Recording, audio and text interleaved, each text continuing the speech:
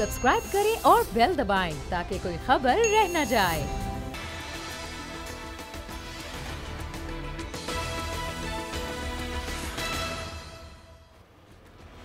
अस्सलाम वालेकुम, मैं हूं फैसल अजीज़ खान। APC होनी है, नवाज शरीफ साहब का खिताब होगा या नहीं होगा, अपोजिशन के मुतालबात क्या होंगे। पाकिस्तान पीपल्स पार्टी, मुस्लिम लीग नून और इत्तेहादी जमातें जो हैं अपोजिशन की, वो बंद गली की तरफ बढ़ रही हैं या वाकई उनके पास कोई ऐसा मुतालबा है, कोई ऐसी हिकमत अमली जिसके तहत वो वाकई कोई कामयाबी हासिल कर सकेंगे। एक बहुत बड़ा मामला जिसके ऊपर हम गुफ्तगू करेंगे। साथ ही पाकिस्तान में सोने के ज़खायर कितने हैं, कितना सोना है पाकिस्तान में, कितना कॉपर है पाकिस्तान और वो हम इस्तेमाल क्यों नहीं कर पा रहे हैं। एक अभी फैसला आया और उस फैसले के ऊपर पाकिस्तानी कौम ने बड़ा जश्न मनाया, हुकूमत ने बड़ा जश्न मनाया। उस फैसले के बाद आगे होगा क्या, वो सोना रेकोडेक का पाकिस्तान के इस्तेमाल में आएगा कब, ये भी एक बहुत बड़ा मामला जिस पर हम गुफ्तगू करेंगे। लेकिन सबसे इंपॉर्टेंट चीज़ ये है कि कोविड-19 में पाकिस्तान की बहुत तारीफ हो रही थी कि पाकिस्तान की हिकमत अमली बहुत ज़बरदस्त है और दुनिया को सीखना चाहिए पाकिस्तान से, उन्होंने किस तरह से हिकमत अमली बनाई। लेकिन अब सिनेरियो ये है कि पिछले 3-4 दिन के अंदर कोविड पॉजिटिव केसेस की तादाद में मुसलसल इजाफा हो रहा है। अब बच्चे स्कूल जाएं या ना जाएं, मॉल्स खुले हुए हैं, बाजार खुले हुए हैं, शादी हॉल भी खुल गए हैं, सब कुछ खुल गए, लेकिन बच्चे स्कूल क्यों ना जाएं, स्कूल बंद रहें या स्कूल खोल दिए जाएं। वफाक और सिंध फिर एक बार आमने सामने है। वफाक अपने उस मंसूबे के तहत आगे बढ़ रहा है, सिंध ने कहा है कि नहीं भाई हम स्कूल नहीं खोलेंगे। ये कॉन्फ्लिक्ट है, इस कॉन्फ्लिक्ट को किस तरह से हल किया जाए। मेरा ख्याल है कि इसमें सबसे बेहतर जो हिकमत अमली हमने देखी है, वफाकी हुकूमत ने तो अपना काम किया गया, लेकिन डॉक्टर्स की जो सबसे बड़ी तंजीम है पाकिस्तान मेडिकल एसोसिएशन, उसके रूह रवां कैसर सजाद साहब मेरे साथ मौजूद हैं। कैसर साहब, डॉक्टर साहब सिर्फ सिंपल सा बताएं, बच्चे स्कूल जाएं? बिस्मिल्लाहिर्रहमानिर्रहीम। बहुत शुक्रिया फैसल। देखिए, स्कूल और तमाम जो रोजमर्रा मामूल की जो चीजें हैं वो बिल्कुल खुलनी चाहिए और चूंकि कोविड अभी जा नहीं रहा है आपके पास से और कोई इतनी जल्दी तो होने लगा।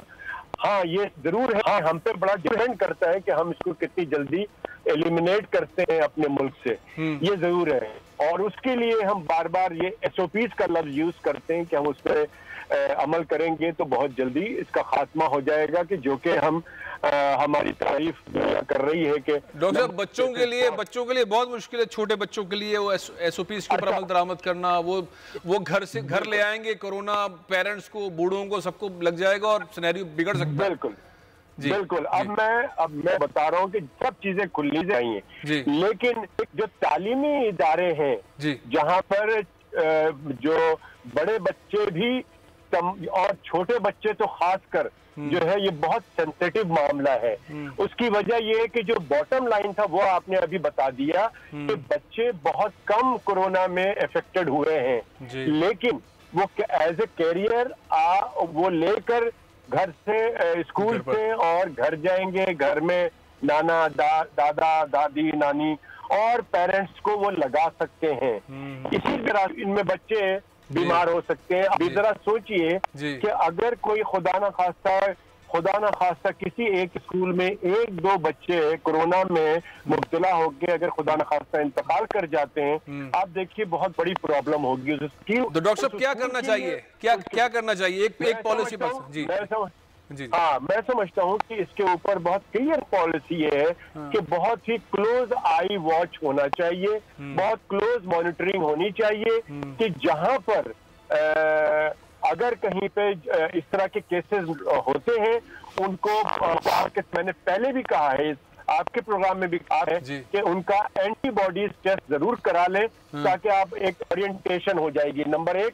नंबर 2 बात यह है कि पूरे पाकिस्तान में ये छोटे बच्चे हैं, जैसा कि आपने कहा कि SOPs को वो तो फॉलो कभी भी नहीं करे, वो उनके लिए मैं समझता हूँ कि इस महीने के आखिर तक वेट करें, देखें कि क्या सूरत हाल होती है, उसके बाद बच्चों को खोला जाए। तो जितने भी वैन ड्राइवर्स हैं, उनके क्लीनर्स हैं, उनका कोविड का टेस्ट जरूर करा लेना चाहिए, क्योंकि वो बहुत ज्यादा वल्नरेबल हो सकते हैं। बहुत बहुत शुक्रिया डॉक्टर साहब, बहुत बहुत शुक्रिया। बहुत चीजें मेरा ख्याल है वफाकी हुकूमत और सिंध हुकूमत को एक पेज पे आके काम करने की जरूरत है। सेंसिटिव मोड में हम कोविड-19 के दाखिल हो रहे हैं, केसेस में इजाफा हो रहा है और जो शहादतें हैं उसमें भी इजाफा हो रहा है। इस वक्त पॉज लेकर दोबारा से हिकमत अमली बनाने की ज़रूरत है।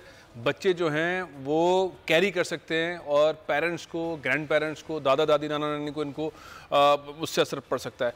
मैं एक इम्पॉर्टेंट मौजू की तरफ आ रहा हूँ। APC के ऊपर हम बाद में बात करेंगे कि कल क्या नवाज शरीफ साहब खिताब करेंगे, नहीं करेंगे, हुकूमत क्या करेगी। लेकिन एक मामला है जो पिछले 48 घंटे में पाकिस्तानियों ने बड़ी खुशी मना ली है।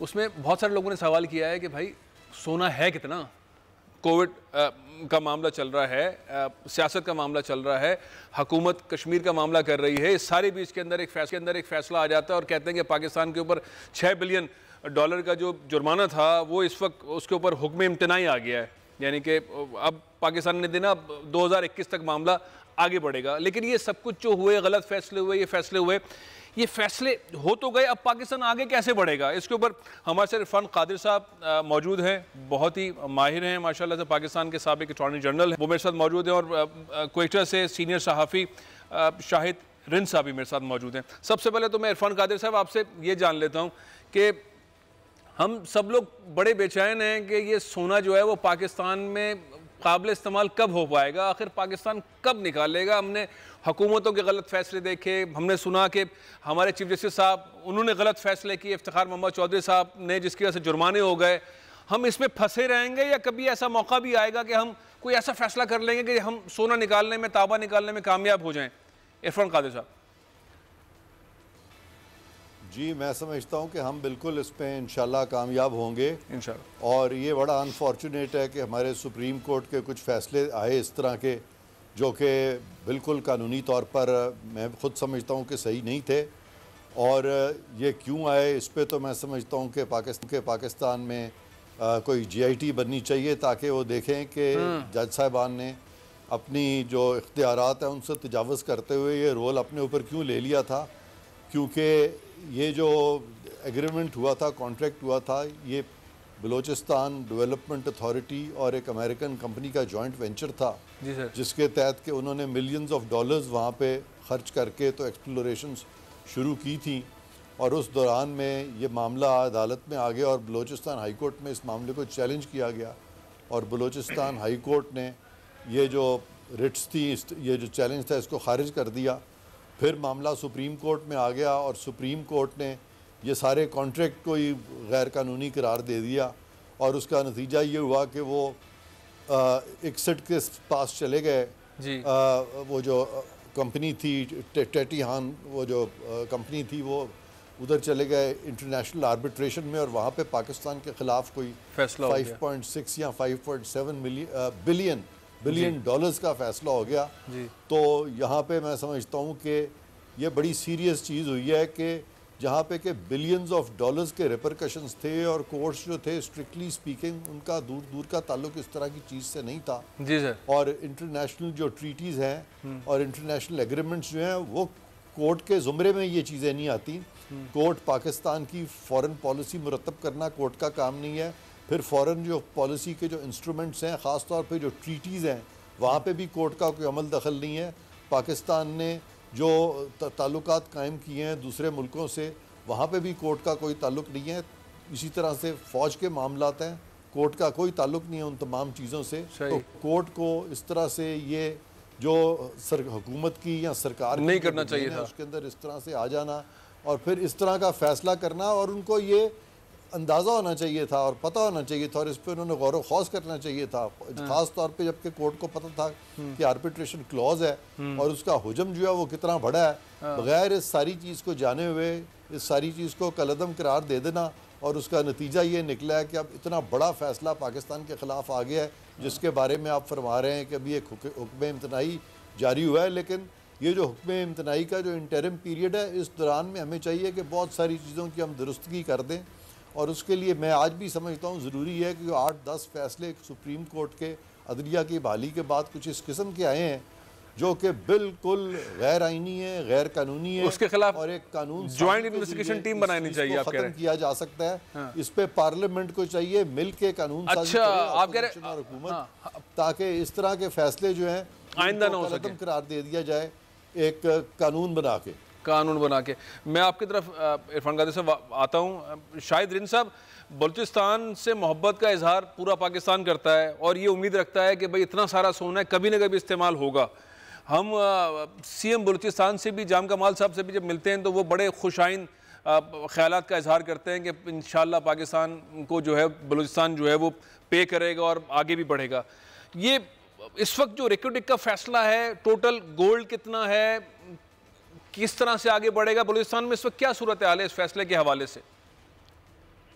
फैसल, सबसे पहले बहुत बहुत शुक्रिया इस मौजू पे आपने मुझे मौका दिया। दो चीजें बड़ी इंपॉर्टेंट हैं इस वक्त पाकिस्तान में, जितने भी गोल्ड रिजर्व्स हैं, सबसे बड़ा ये दुनिया का 5वें नंबर पे टिटान कॉपर कंपनी है। अब उसके कुछ मैं आपसे शेयर करता हूं कि 2 lakh ton copper, 2.5 lakh ounces gold और 6 लाख टन कंसंट्रेट अगले 56 साल के लिए इस माइन, अगर ये ऑपरेशनल होती है तो ये माइन मतलब 56 साल तक जो है ना हो सकता है। तो इससे आप इस अंदाजा लगाएं, ये वो फिगर्स हैं जो टिटान कॉपर कंपनी दे रही है। ऑन द अदर साइड मैं आपको एक और चीज ऐड करूंगा कि रेयर अर्थ मिनरल्स, जिनकी तादाद जिसे कहते हैं 1 ऑन्स की जो है मिलियंस ऑफ डॉलर्स में होती है। कौमी सलामती के इदारों को इस बात का पता चला है कि सिर्फ ये जो टिटान की रिपोर्ट्स एक्सप्लोरेशन के हवाले से, उसमें सिर्फ कॉपर और गोल्ड का जिक्र किया गया है, लेकिन रेयर अर्थ मिनरल्स का जिक्र नहीं है। मुझे याद है कि पिछली गवर्नमेंट में एक चीफ मिनिस्टर को ये ब्रीफ किया गया, और जो इरफान कादिर साहब ने अभी आपसे बात की जुडिशियल एक्टिविज्म की, फैसल ये जुडिशियल ऐसी मिसाल है कि जिसे आप सोच नहीं सकते कि इस वक्त जो सूरत-ए-हाल है, $6 बिलियन, आप सोचें बलूचिस्तान गवर्नमेंट कहां से देगी? जिस हुकूमत के पास अपना डेवलपमेंट बजट नहीं है, वो $6 अरब कहां से देगी? यही सवाल मैंने एक मरतबा वज़ीर आला जाम कमाल से पूछा। जाम साहब ने जो एक बहुत बड़ी उम्मीद की बात की, और इस पे मैंने कल आपके साथ जो थोड़ी बहुत वर्किंग हुई उसके बाद मेरे नॉलेज में आई, 450 किलोमीटर का इलाका था जहां पे एक्सप्लोरेशन की इजाजत दी गई थी टिटान को। 99 किलोमीटर के इलाके पे माइनिंग की इजाजत है, लेकिन इसके 99 वक्त हम कह सकते हैं कि एक्सीड की वजह से अगर थोड़ी वजह डिस्प्यूटेड है, जो बाकी रेस्ट इलाका है वहां पर काम हो सकता है, वहां काम हो सकता है, वहां एक्सप्लोरेशन और माइनिंग का काम हो सकता है। के लिए जो मेरी इंफॉर्मेशन है, इस वक्त एक इंटरनेशनल लेवल के कंसोर्शियम की जरूरत है, और उसमें याद रखिएगा रेयर अर्थ मिनरल्स, जो मैं बार बार रिपीट कर रहा हूँ, बहुत से उसमें ऐसे मिनरल्स हैं जिनका हो सकता है मैं ऑन द रिकॉर्ड नाम कोट नहीं कर सकता मेरे नॉलेज मैं शायद, लेकिन मैं इस मौजू पे नहीं आना चाहता अभी। मैं चाहता हूँ एक मिनट, मैं आपकी तरफ आता हूँ। मैं इरफान कादिर साहब से एक अहम चीज जो उन्होंने दो खुलासे कर दिए बहुत जबरदस्त है। एक तो ये कि कानून साजी की जाए।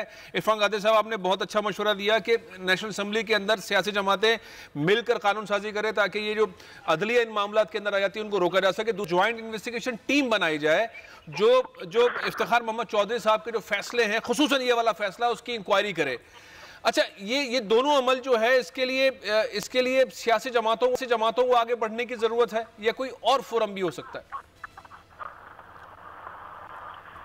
जी बिल्कुल, इस पे पाकिस्तान की तमाम सियासी जमातों को आगे बढ़ने की ज़रूरत है। पूरी पार्लियामेंट को इस चीज़ को देखना है, क्योंकि कानून साजी जो है वो तो हुकूमत भी कर सकती है, क्योंकि सिंपल मेजॉरिटी से ये कानून साजी करनी है। और मैं समझता हूँ कि इस पे तो अपोजिशन भी पीछे नहीं रहेगी और अपोजिशन भी इस पे एग्री करेगी, क्योंकि ये जो 10-15 फैसले जो पिछले 2009, 2010, 11 ऑनवर्ड्स जो ये फैसले आए हैं 2012-13 में, ये बहुत सारे फैसले जो हैं ये बिल्कुल गलत हैं, और ये सारे एक कानून साजी के ज़रिए इनको ख़त्म होना चाहिए।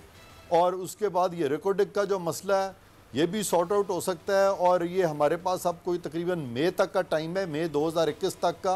इस दौरान में ये सारी कानून साजी हो जानी चाहिए, और हमारी अदालत में ये जो बहुत सारे ऐसी हमारी अपॉइंटमेंट्स हुई हैं वो ऑटोमेटिकली जब ये कानून बनेगा तो वो भी बहुत सारे जजेस की तकर्री भी फिर से करनी पड़ेगी, और उसमें आप तमाम स्टेक होल्डर्स जो हैं वो इस चीज़ को इंश्योर करेंगे कि आइंदा कोई भी इस किस्म का एडवेंचरिज्म अदलिया की तरफ से ना हो, कि अदलिया जो है वो दूसरे अपने जो ऑर्गन्स हैं उनका काम अपने ज़िम्मे ले ले। अदलिया अगर आइन के दायरे में नहीं रहेगी तो फिर ये वायलेशन जो है आइन की होगी, और ये तमाम फैसले बशमूल रिकॉर्डिंग के मैं समझता हूँ कि ये सरीहन आइन की खिलाफ वर्जी थी, और इसमें JIT बनना ज़रूरी है ताकि इसमें जाया जा सके कि लोग थे जिन्होंने इस तरह के मशवरे दिए। जी। ज्वाइंट इन्वेस्टिगेशन टीम जो बनाने की आप बात कह रहे हैं, ये बहुत सेंसिटिव मामला है। किसी भी सुप्रीम कोर्ट की चीफ जस्टिस के खिलाफ ज्वाइंट इन्वेस्टिगेशन टीम बनाया जाए एक ऐसे कौमी मामले के ऊपर जिस पे पाकिस्तान के ऊपर जुर्माना हो गया, ये मेरा ख्याल है कि अब तक की सबसे अहम और बड़ी ज्वाइंट इन्वेस्टिगेशन टीम ये बनना वाकई प्रैक्टिकल है, पॉसिबल हो सकता है ये बने, या ये बस ऐसी राय है? ये इसका ग्राउंड कैसे बनेगा? जी ये बिल्कुल प्रैक्टिकल चीज़ है, प्रैक्टिकेबल है, और ये कोई इतनी बड़ी बात नहीं है कि चीफ जस्टिस या चंद जजेस के खिलाफ कोई GIT बन जाए।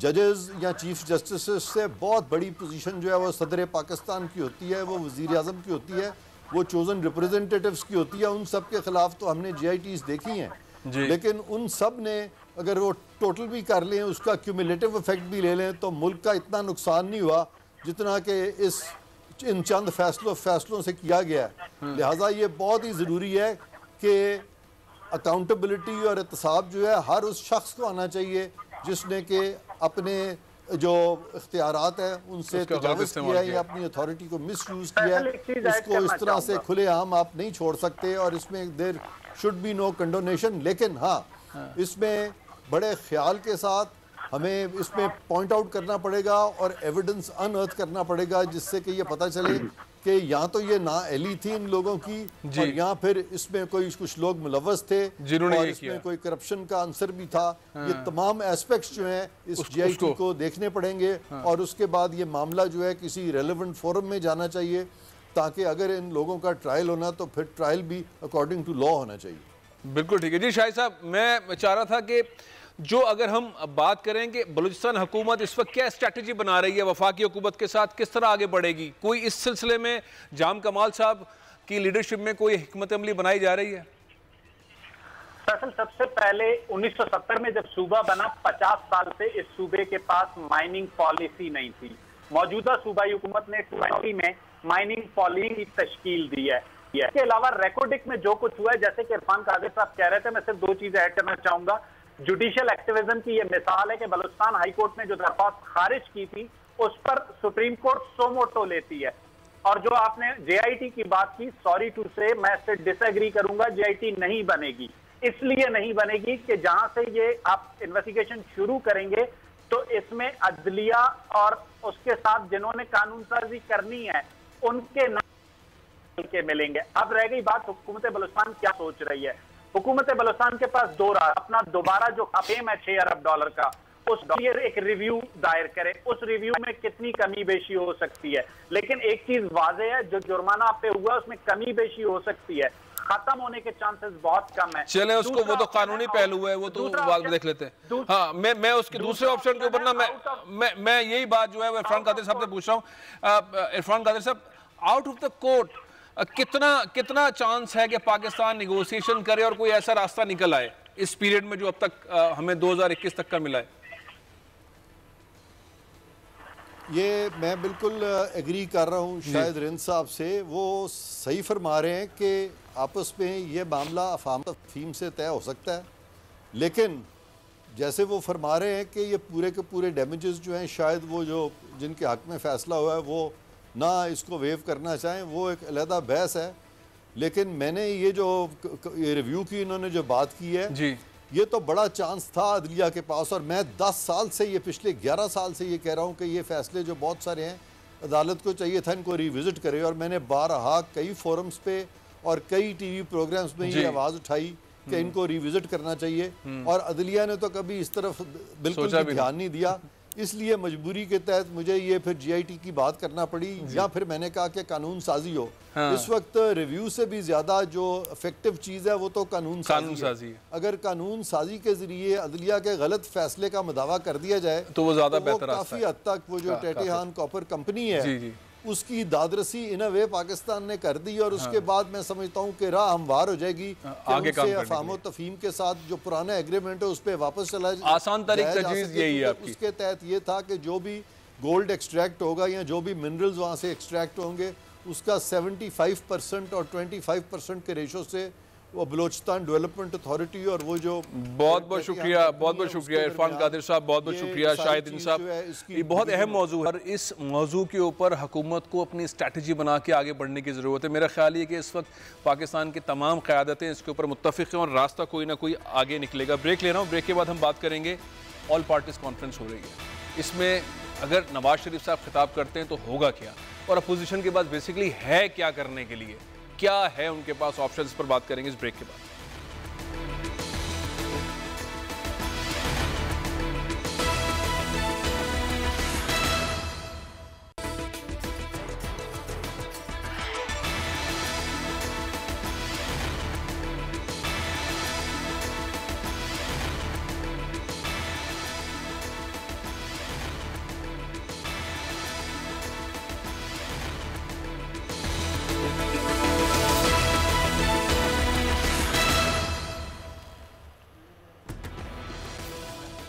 Welcome back.